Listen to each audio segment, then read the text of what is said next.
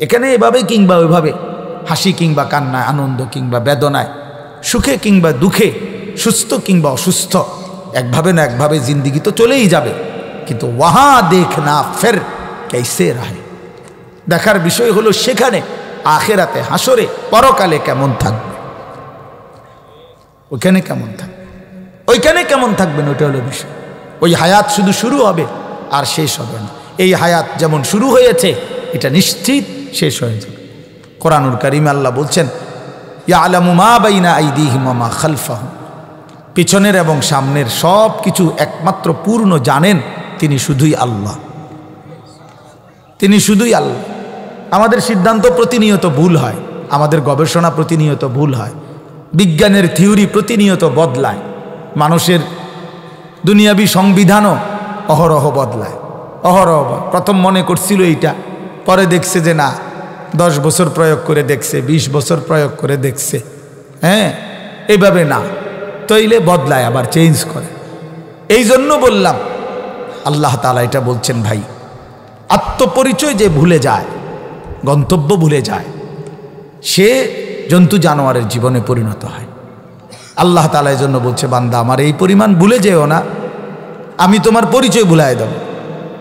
কোরআন শরীফে আছে, আল্লাহ বলছেন, ওমান ইউশাকিকির রাসূলা মিন বাদি মা তাবায়্যানা লাহুল হুদা ওয়া ইয়াত্তাবি' গায়রা সাবিলিল মুমিনিন নুওয়াল্লিহি মা তাওয়াল্লা ওয়া নুসলিহি জাহান্নাম।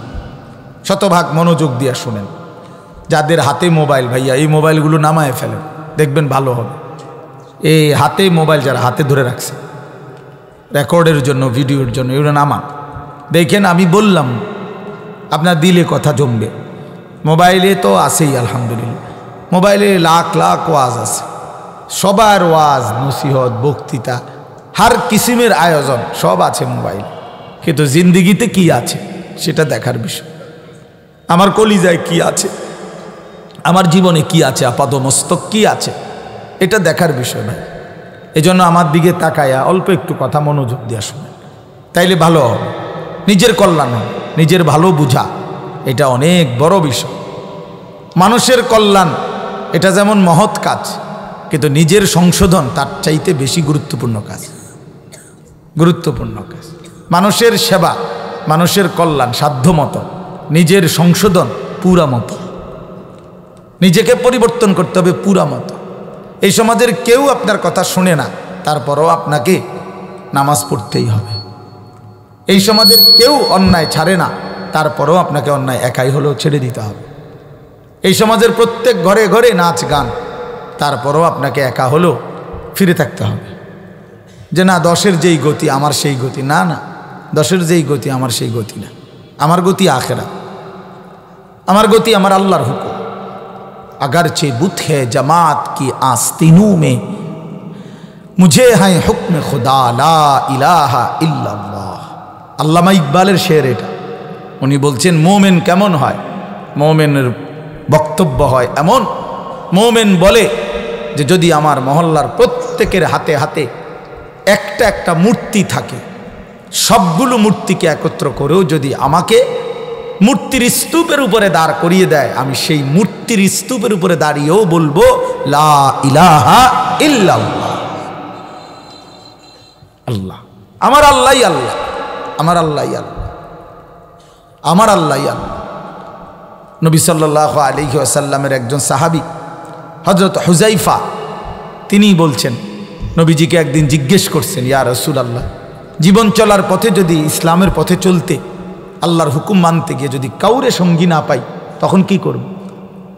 কেউ আর আমার সঙ্গে নাই, সবাই নাফরমানিতে ডুবে গেছে, মনে করেন এমন যদি হয় কখনো, তো আমি একা কি করব তখন? আল্লাহ নবী সাল্লাল্লাহু আলাইহি সাল্লাম বলছেন, ওয়ালাউ আন তাআদ্দা বি আসলি শাজারাতিন, প্রয়োজনে তুমি একাই গাছের শিকড়, গাছের গোড়ালি কামড়াইয়া ধরে হলেও দ্বীনের উপরে থাকবে, একাই একাই। এ সমাজের সবাই নষ্ট হয়ে যায়, আমি একাই, আমি একাই। ফাকাতিল ফি নাফসিক, আল্লাহ তাআলা নবীকে বলছেন, বন্ধু আপনার অনুসারী সাহাবীরাও যদি একজনও যুদ্ধের ময়দানে যুদ্ধ করা ছেড়ে দেয়, একজনও যদি সঙ্গে না থাকে, আপনি একাই আল্লাহর রাস্তায় জিহাদ করেন। একাই যুদ্ধ করবে, একাই।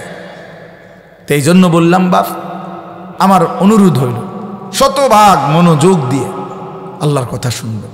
শুক্রবারে জুমার বয়ান, ইমাম সাহেব আপনার এলাকার সব হুজুরকে সবাই চিনতে হবে, এটা জরুরি না। সবাই সমান জনপ্রিয় হইতে হবে, এটা কোনো জরুরি না। সবাই চিনলে উনি সফল, আবার সবাই না চিনলে উনি ব্যর্থ। খোদার কসম, এটা কোরআন সুন্নাহর কথা না, এটা দুনিয়াবি কথা, এগুলো গণতান্ত্রিক কথা। বেশি ভোট যেদিকে নির্বাচিত সেদিকে, এটা হলো দুনিয়াবি হিসাব। কিন্তু কোরআন সুন্নাহর আলোকে এটা কোনো কথা না। সবাই চিনতে হবে জরুরি না। আপনার মহল্লার ইমাম সাহেব আপনি চিনেন, উনি আপনার জন্য রহমত। আপনার মসজিদের খতিব, উনি আপনার জন্য আল্লাহর পক্ষ থেকে মনোনীত। ওনারে সারা বাংলাদেশ চিনতে হবে কেন? উনি সারা বাংলাদেশের মসজিদের ইমাম। কথা বলেন না কেন?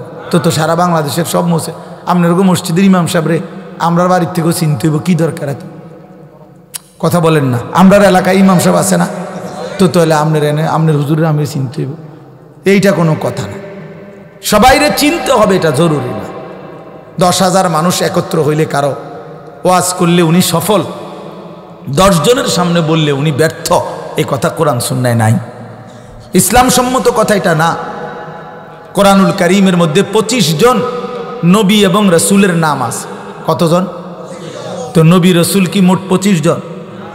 তো 1,24,000 নবী, 2,24,000 নবী, এটাও একটা বর্ণনা, দুইটা বর্ণনা। ওই তাইলে 1,24,000 নবীর মধ্যে কোরআনুল কারীমে উল্লেখ হয়েছে মাত্র 25 জনের নাম। তো বাকি যাদের নাম উল্লেখ করে নাই তারা ব্যর্থ। তো তাকে নাম দিয়ে কেউ জানে না, তো কি সেতে ওনাগরে যে চেনে না। আল্লাহ নবী সাল্লাল্লাহু আলাইহি সাল্লাম বিদায় হজ্জে আরাফাতের ময়দানে যখন ভাষণ দিছিলেন, তখন উপস্থিত ছিল সাহাবি 1,00,000 সাহাবি। তাহলে 1,25,000 সাহাবি ময়দানে উপস্থিত ছিলেন আরাফাতের ময়দান। এখন বলেন তো, পৃথিবীর কোনো, অনেক আলেম আছে, জিজ্ঞেস করে দেখেন, পৃথিবীর কোনো কিতাবে আপনার 2,000 5,000 কোনো সাহাবির নাম নাই, নাই। এটা 2,4 500 হাজার খানিক সাহাবির নাম মিলাইতেও বহুত কষ্ট হবে। সব কিতাবে একত্র করে একবার বাড়ি চালান দিলে, বুঝেন না কথাটা? যদি বাটি চালান দেয় তাইলে হয়তো আরো এই শতখানিক হাজার খানিক সাহাবার নাম হয়তো মিলতে পারে সারা পৃথিবী জুড়ে। মনে করেন 5,000-এ মিলল, তো আরাফাতের ময়দানেই তো ছিল 1,25,000 সাহাবি। তো 5,000-এর নামই মনে করেন সবাই জানে, কথার কথায় হবে না, তারপর ধরলাম। তো বাকি 1,20,000 সাহাবির নাম পৃথিবীর কেউ জানে না, কোথাও নাম নাই ওনাদের, কোনো কিতাবেও নাই। তো ওনারা ব্যর্থ, এই কথাটা বুঝছেন কিনা বলেন? তাহলে সফলতা কিংবা ব্যর্থতার জন্য জনপ্রিয়তা, পরিচিতি, এটা কোনো বিষয়। তাইলে তো সাহাবিদের নাম সবাই জানতো, কমপক্ষে কিতাবে থাকতো। নবী রাসূলদের নাম তো কমপক্ষে কোরআন শরীফে উল্লেখ করা দরকার ছিল না। আল্লাহ তাআলা বুঝাইছেন এখানে এটা মুখ্য বিষয় না, মুখ্য বিষয় না। হাসরের ময়দানেই দেখা হবে, ऐसे रहे या वैसे रहे वहाँ देखना फिर कैसे रहे। এখানে এভাবে কিংবা ওইভাবে, হাসি কিংবা কান্নায়, আনন্দ কিংবা বেদনায়, সুখে কিংবা দুঃখে, সুস্থ কিংবা অসুস্থ, একভাবে না একভাবে জিন্দিগি তো চলেই যাবে। কিন্তু ওয়াহা দেখনা ফের कैसे रहे, দেখার বিষয় হলো সেখানে আখেরাতে, হাসরে, পরকালে কেমন থাকবে, ওইখানে কেমন থাকবে, ওইখানে কেমন থাকবেন, ওইটা হলো বিষয়। ওই হায়াত শুধু শুরু হবে আর শেষ হবে না। এই হায়াত যেমন শুরু হয়েছে এটা নিশ্চিত শেষ হয়ে যাবে।